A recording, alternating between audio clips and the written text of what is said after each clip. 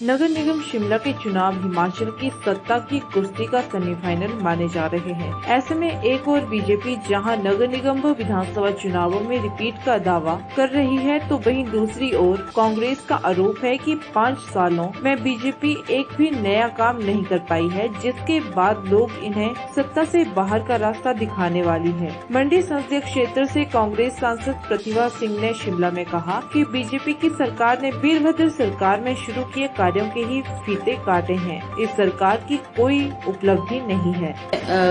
अवश्य माननीय मुख्यमंत्री जी ने भी ये बात कही होगी कि हम रिपीट करेंगे, दोबारा सरकार को बनाएंगे। पर जब हम लोगों के दरबार में जाते हैं, लोगों का आवाज सुनते हैं, लोग भी यही कह रहे हैं कि 4 सालों में अब तो 5 साल होने को जा रहे हैं। 5 साल में कौन सी ऐसी उपलब्धि है जिसको मद्देनजर रखते हुए आप लोगों से वोट मांग रहे हैं? तो हमें नहीं लगता कि कोई ऐसा बड़ा कार्य बीजेपी के कार्यकाल में हुआ हो जिसके लिए इनको श्रेय दिया जाए। दूसरी बात यह है कि इन्होंने जो पिछली सरकार के द्वारा और खास करके जब माननीय वीरभद्र सिंह जी मुख्यमंत्री थे, उन्होंने कई काम शुरू किए थे जिसका विधिवत रूप से उद्घाटन नहीं हो पाया।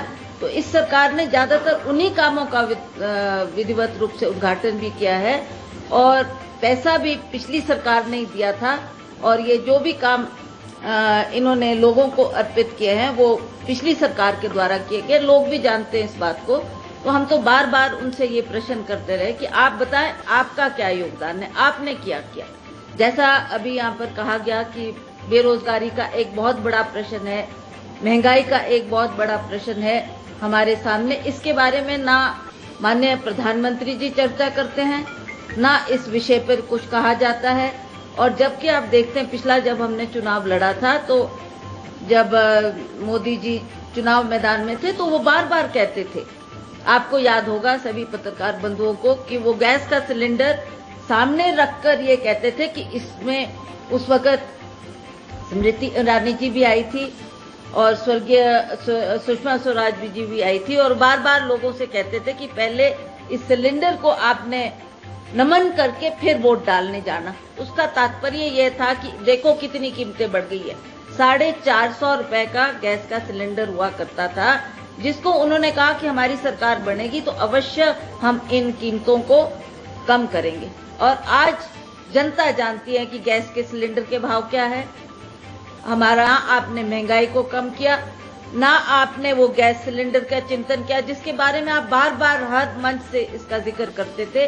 450 बहुत महंगा है, बहुत महंगा है। और आज तो वो 1000 रुपया क्या 1100-1200 टच कर रहा है। तो तब भी इनकी तरफ से कोई भी उसके ऊपर लोगों को आश्वासन नहीं दिया जा रहा है कि आपकी तरफ से हम इस बारे में जो आपका ये है महंगाई का मुद्दा, इसके बारे में कोई उन्होंने जवाब तक नहीं दिया, इस इश्यू को एड्रेस तक नहीं किया।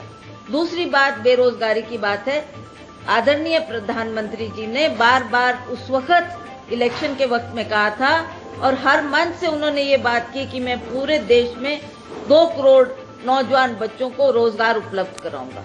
आज 7 साल प्रधानमंत्री जी को उस कुर्सी पे बैठे हो गए और आज अगर वो अपना वचन पूरा करते तो 14 करोड़ बच्चों को रोजगार उपलब्ध होता।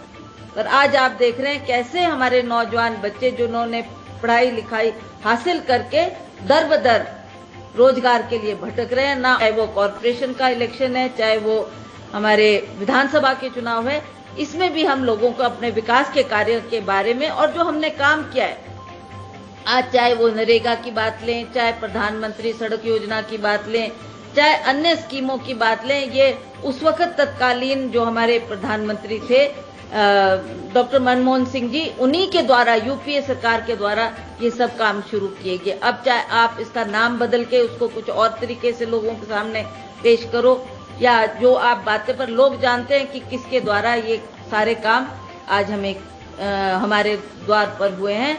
और खास करके ग्रामीण क्षेत्र में आप जाएंगे तो आपने देखा होगा कि गांव को लोगों को जो वो 100 दिन का रोजगार मिलता था, उससे कितना बेनिफिट गांव के लोगों को अपने घर द्वार में उनको वो 100 दिन का काम मिला है। और ये स्कीम भी यूपीए की सरकार के द्वारा शुरू की गई थी। तो ऐसी अन्य हजारों स्कीमें हैं जिसके द्वारा लोगों का काम हुआ है। लोग जानते हैं कि किसने ये बेनिफिट हमको दिए हैं और किसने ये काम किए हैं।